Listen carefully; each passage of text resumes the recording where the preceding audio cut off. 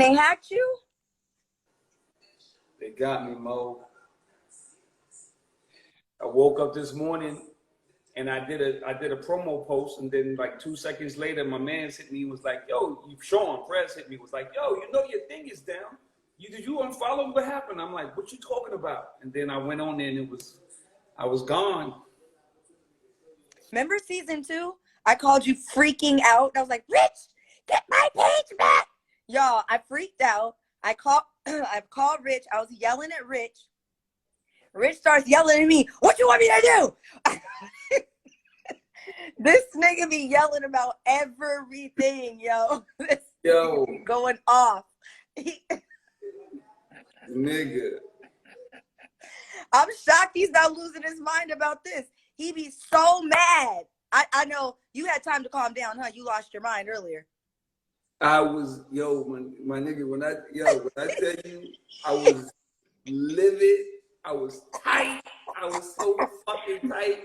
I couldn't even eat. I couldn't drink. I'm like, these motherfuckers, yo.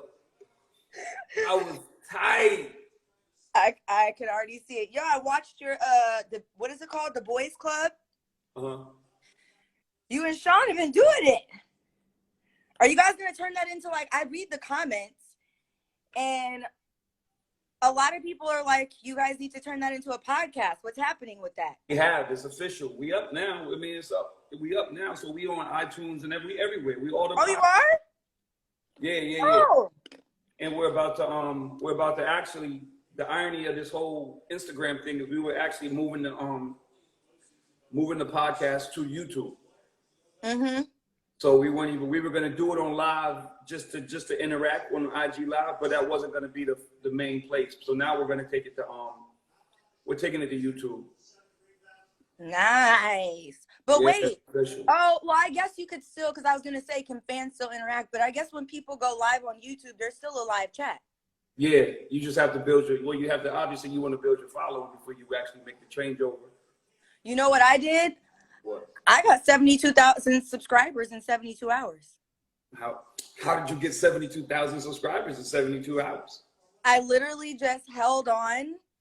We should probably have this conversation off. Oh, yeah. Yeah. But it wasn't anything. I didn't have to buy anything.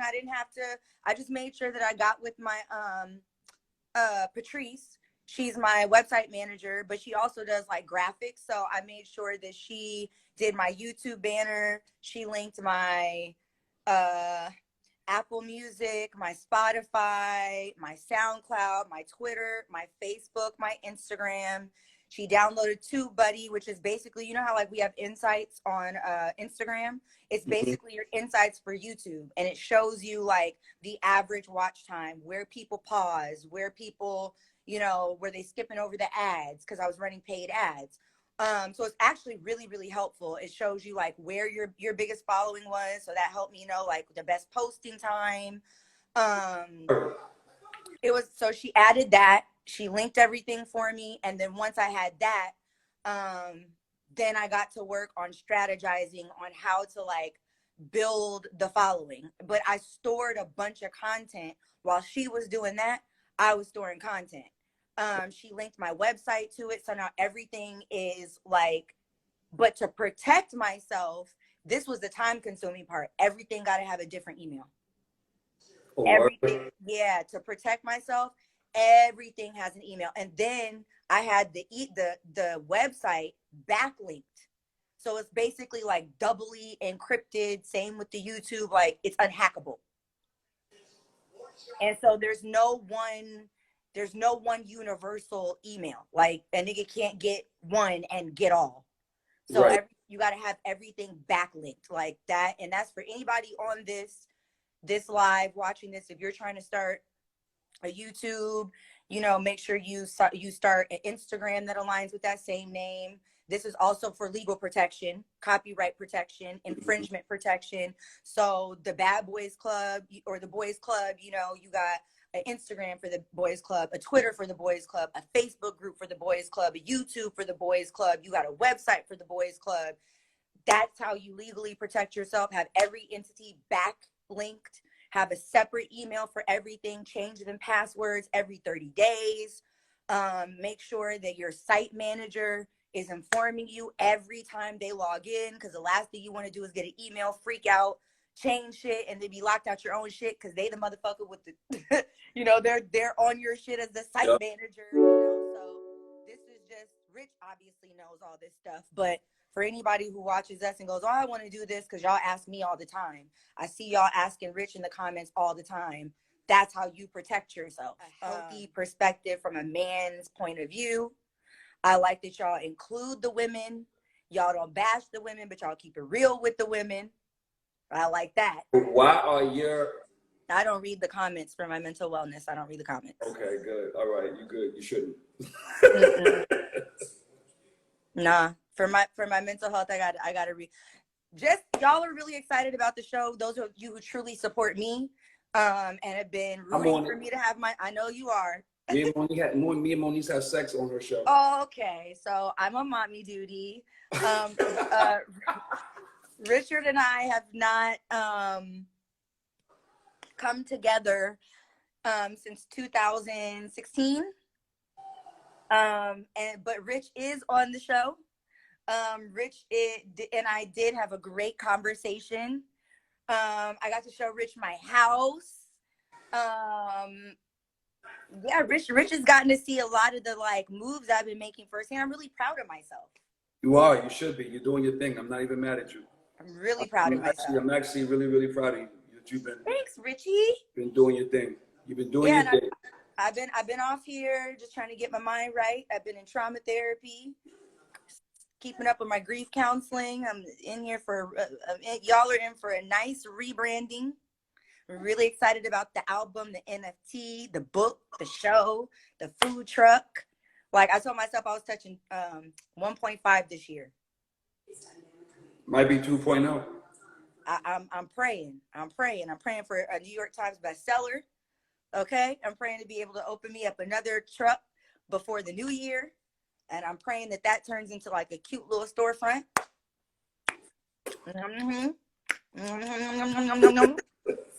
What else do you have going on?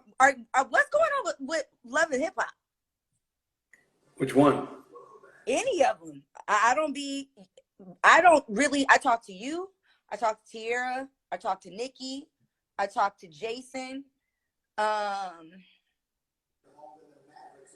tap in with Brooke and Marcus from time to time. Mm-hmm. Love Bobby. I just saw him at my cousin's Taco Tuesday. Bobby Lights? Yeah. But he's like I don't know if he's in LA, but I know he was in town. So he popped into my cousin's Taco Tuesday, but I don't be knowing what's going on. Well, we have that situation coming up in a couple of months, that reunion situation. Reunion. Oh, the family reunion? Mm-hmm. Oh yeah, I'm not on that. So that'll probably be first, and then I just wrapped Atlanta. You back in Atlanta? I wrapped it. Yeah, we finished. I said you back in Atlanta. Oh yeah, I did that. Yep. Okay. Obviously, you can't give it away, so I guess I'll have to tune in for that. It ain't nothing. It's some regular Love and Hip Hop shit. It ain't nothing crazy. I'll tell you. I mean, it ain't. So Richie being Richie, I guess. So what about New York? Yo, good question. New York. I mean, Miami shooting, but I ain't heard nothing about New York and in LA, Hollywood, whatever you want to call it. But yeah. LA I think Atlanta, they just finished, like what I shot for them was a B season. So they had already done the A season. Oh, they did a part like what y'all were doing in New York before the pandemic. Yeah. So now, and I think Miami is shooting the B season now. So I don't really know. Honestly, I don't really know what's up with New York and LA. I hope we come back. I hope it's top of the year. I hope we start shooting at the end of the year and come back. Who's JC3? Yes, we are shooting in Miami. Stay tuned. I don't know who that nigga is. Who are you? How was boot I mean, camp? no disrespect. I don't know though. JC3. Maybe I know him off a different name or something, or her. Yeah, maybe. How was marriage boot camp? How's that? Good. I haven't gotten to see any of the episodes, but JP. It's JP. Did he say who he was? JP, producer. Oh, what's up, nigga? I didn't know who that was. I don't be knowing no Instagram. Yeah, I don't know the usernames either. But yeah, boot camp is on now. So this year started with family reunion. Then we did the lineage, the legacy. Then now we're doing boot camp. Then that's not J. I'm thinking of JC.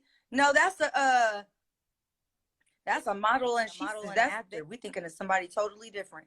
Oh, we thought that was a producer nigga that did. Yeah, that's what I thought. He did. You didn't see it?